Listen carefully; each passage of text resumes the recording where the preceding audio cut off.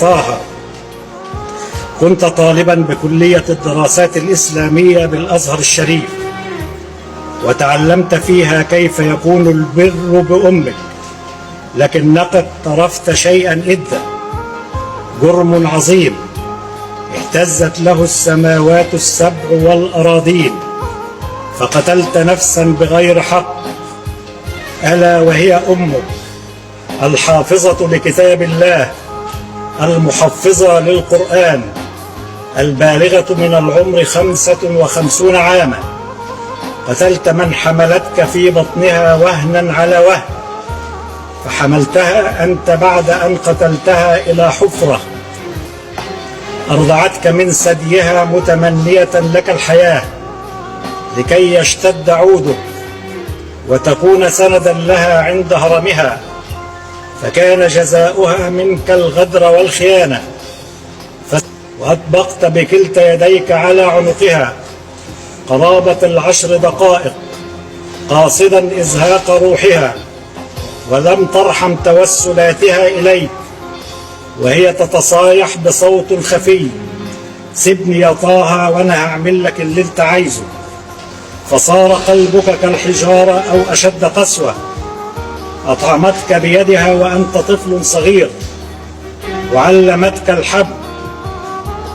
فلما اشتد عودك وصرت شابا يافعا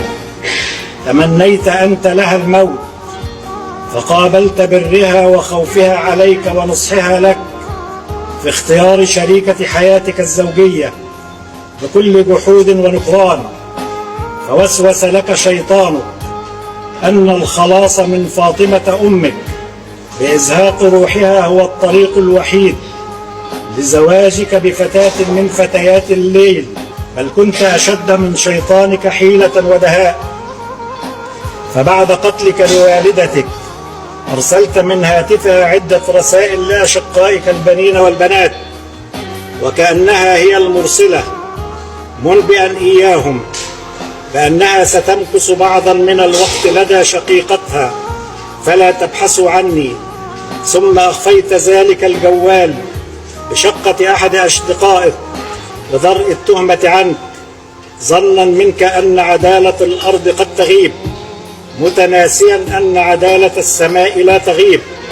وأن الله مطلع على ما تخفيه الأنفس في الصدور. فانكشف سترك وحان وقت القصاص العادل منك دون رأفة أو رحمة من المحكمة، فلم ترحم أنت من كانت بطنها لك وعاء،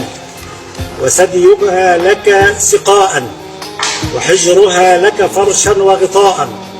فلا تسأل المحكمة الرأفة، فلست أهلا لها حتى تكون عبرة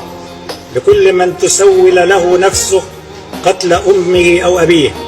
لذلك وبعد مطالعة الأوراق وسماع مرافعة النيابة العامة، حكمت المحكمة حضوريا وبإجماع آراء أعضائها بمعاقبة طه سيد حسن سيد معاذ المليجي